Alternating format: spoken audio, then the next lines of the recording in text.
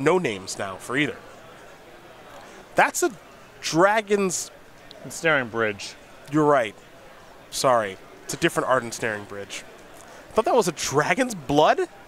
Wow, that's intense. That's an intense reference. No, Which it's not. is- I know what you're talking about, though. Do you know that artwork?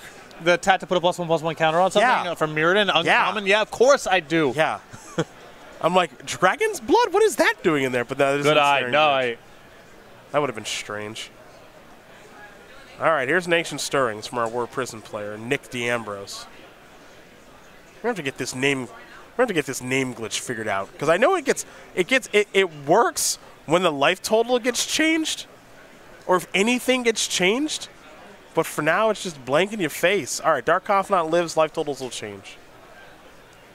Nick D'Ambrose is on your left. Jonathan Orr is on your right. That's a lot of cards to draw for one turn because of all those Mishra's Baubles.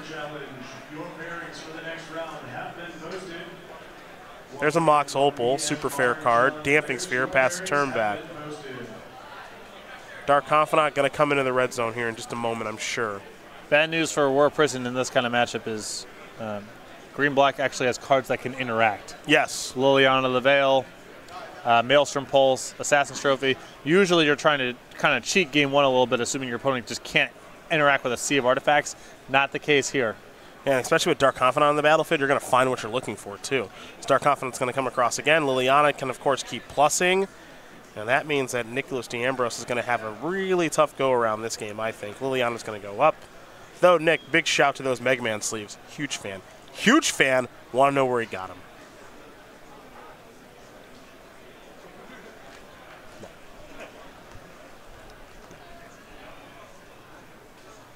There's an Academy Ruins. And now, oh, hello. Oh! That's a concession to a Maelstrom Pulse. Tap out. Tap the mat. Tap Tap out. the mat. That's game.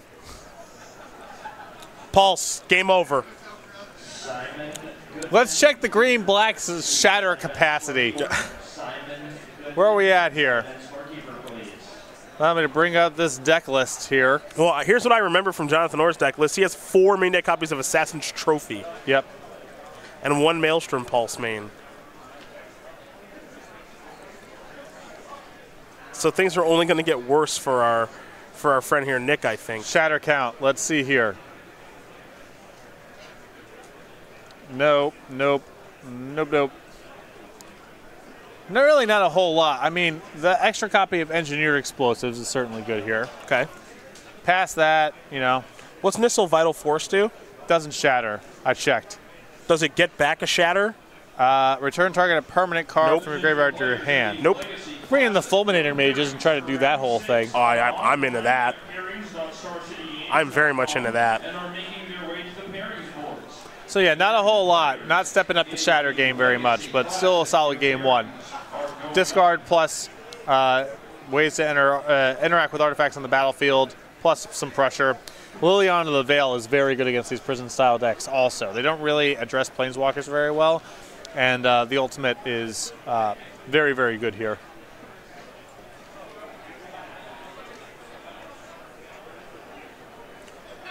Well, Nicolas D'Ambrose, this does not seem like a great matchup for you. Jonathan Orr's probably got to be pretty thrilled with this pairing. Game 1 was pretty darn easy, so we could see Golgari mid-range into the top 8. Keep in mind that Orr was at the top of the standings after round number 10. Started things 9-0, won his match against Matthew Dilks to be 10-0, then picked up a couple losses to fall down to 10-2, and now has started his winning ways again.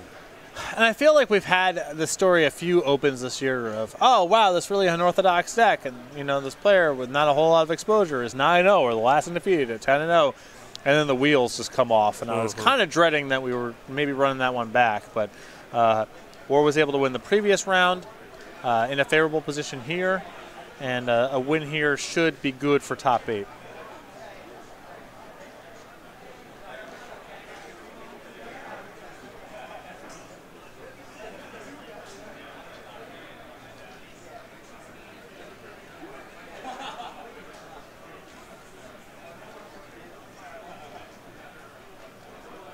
Ambrose will be on the play.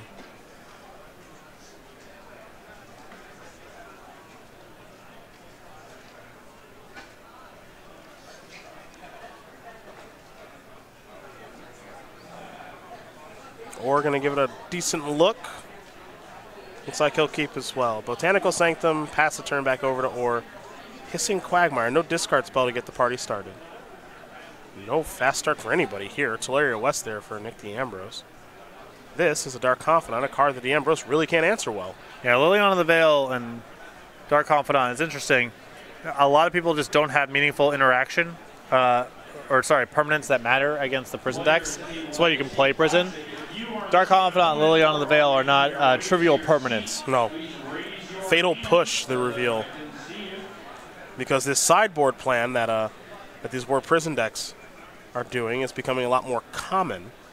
So, Or says, you know what? I'm going to use Field of Ruin and blow up your Inventor's Fair, and then my Fatal Push has Revolt.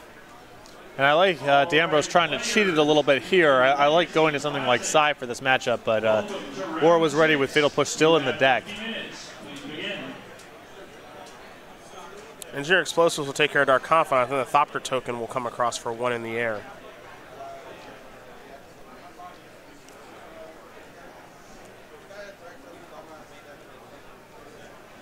There's Scavenging Ooze. Time to stir it up.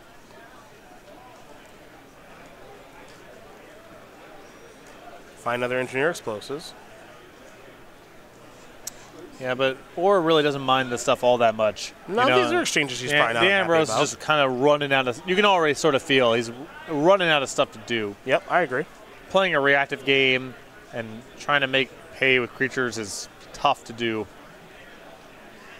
Here's a Tarmogoyf and an Assassin's Trophy that's going to blow up Academy runs, which I'm kind of into. Looks like a snow-covered island will be found.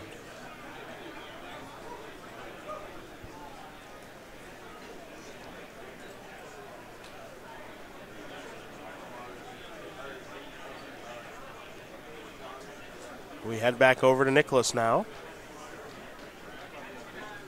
And there's a bridge. There's another EE on 2. So we head back over to Or. These lock pieces that are usually so tough to get through are pretty trivial for Or. Liliana going to come down. Or discards a Damnation. So yeah, Or is pretty well versed in what's going on here. Ready for creatures out of the board, for sure. Not going to pull the tricks there. Sorcerer's Spyglass is going to come down and... It's a lot. That's a lot. It's a lot to play through. Oh, my God. That's not what I expected to see. Wow. That is just a ton. We're done. We're done. I guess there's a welding jar. Yeah, so I guess what you want to do here is you want to trophy the bridge and then Maelstrom Pulse the bridge. And then if D'Ambrose wants to use the Engineer Explosives to answer the Tarmogoyf, then the Spyglass is accounted for. Yep.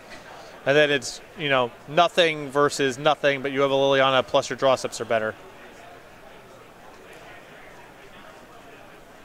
Come get a Goyf hit.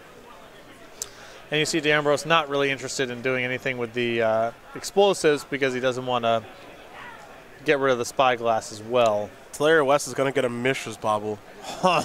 Your thoughts? Tough times are tough all over. Yeah. A lot of people out there struggling. Yeah.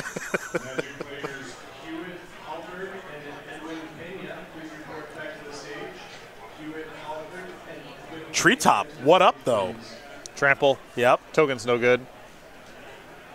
Draw 2 cards for the turn, 1 from the bobble. Here's another Tolaria West. Oh boy. Run it right back. Get another bobble, baby. Mm-hmm.